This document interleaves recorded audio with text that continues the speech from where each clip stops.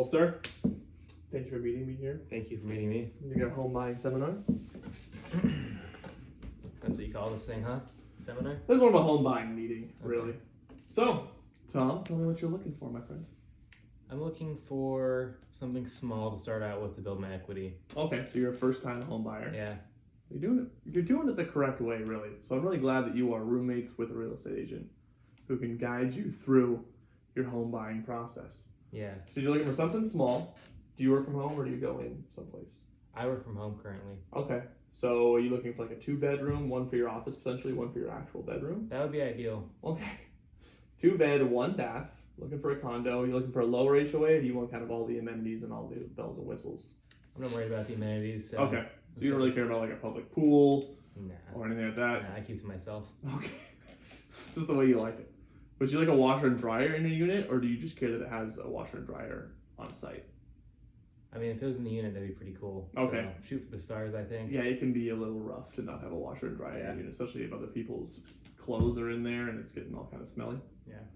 Where exactly are you looking to live? Now that you work from home, you're kind of free to go wherever you want. I can move anywhere. You could. I would love to live in Sunset Cliffs. Okay. Sunset Cliffs. It's a pretty fantastic area. Are you married to just Sunset Cliffs area, or is the rest of Point Loma, maybe some Ocean Beach? I'd say I'm in an open relationship with it. Okay, cool. So you dabble outside of Yeah. the Sunset I Cliffs dabble. strict relationship. And have you been pre-approved for a loan yet? Yeah. I have. Okay. And do you know what that specific amount would be? Around 800,000. 800,000. Okay. So you have 800,000 pre-approval for a 2-bed, 1-bath condo in the Sunset Cliffs area, preferably with washer and dryer in unit with a low HOA. Yes. Am I understanding correctly? Yes.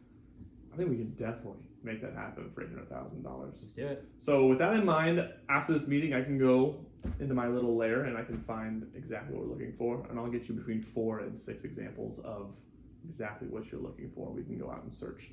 With that in mind, I'm going to go over kind of the home buying process. Since this is your first time home buyer, we have 15 steps we generally go through. Again, this is just going to be a quick read through, but then when we're going through the process, it's going to be, I'll kind of remind us what's coming up next. So there's no kind of questions or surprises near the end of your process. Gotcha. Sound good? Sounds great. So step 1 of the home buying process is to find a good agent. Insert fake laugh here.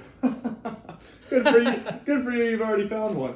Step 2, to get pre-approved for a loan. You've already beat me to that. That's awesome. If you ever don't like your lender, no problem. I can recommend others that we work closely with. Is that legal?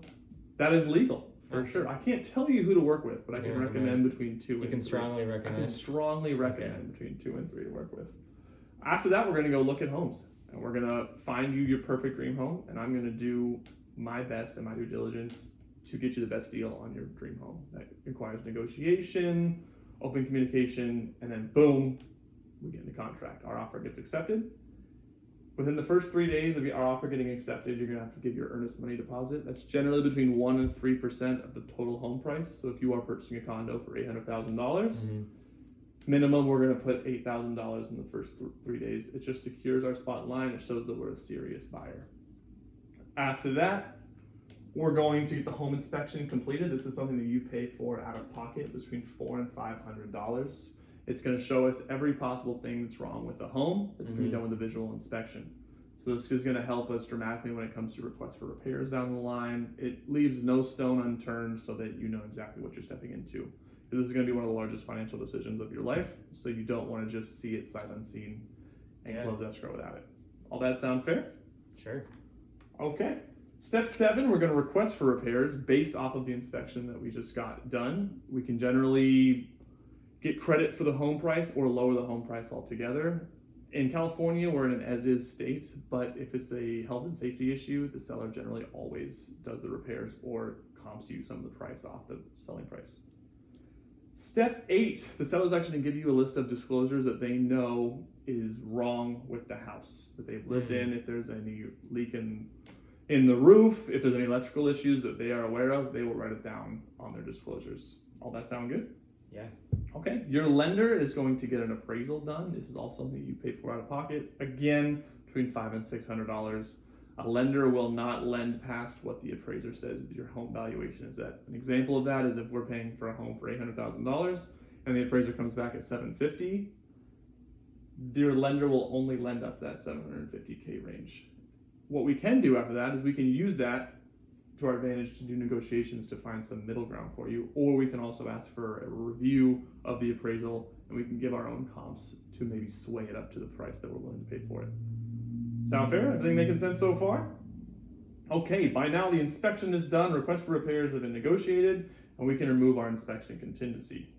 Step 11, when the appraisal comes in at value, we then remove our appraisal contingency. These contingencies are just steps along the way to protect you as the buyer, to make sure that you don't actually own the house till the end of the close of escrow. So these are just steps along the way. Once we get into contract, don't think that you are stuck owning this home. We have to get all of kind of the unknowns known along the process.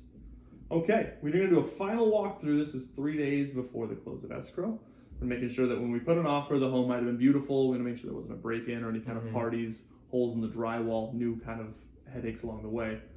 Once everything's verified, then you do your signing of your loan documents. This is a wet signature. You have to sign it in pen in person. That's either your lender, that's at escrow, or they send a notary out directly to you.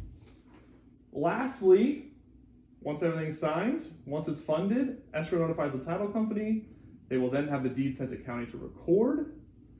And they only work Monday through Friday, 9 to 5. They don't work holidays, so there can be some delay in that, and that they finally get around to signing. And the next thing you know, you're a homeowner. So that being said, now we've kind of gone over the home buying process, and I kind of have all the information that I need to hit the ground running and go to search. Why don't we set up a meeting to go view between 3 and 5 homes tomorrow at 3? Sound good? Let's do Wednesday. Wednesday? Okay. Wednesday at 3 p.m. Sound good? Sure. I'm looking forward to it, Tom. Thank you.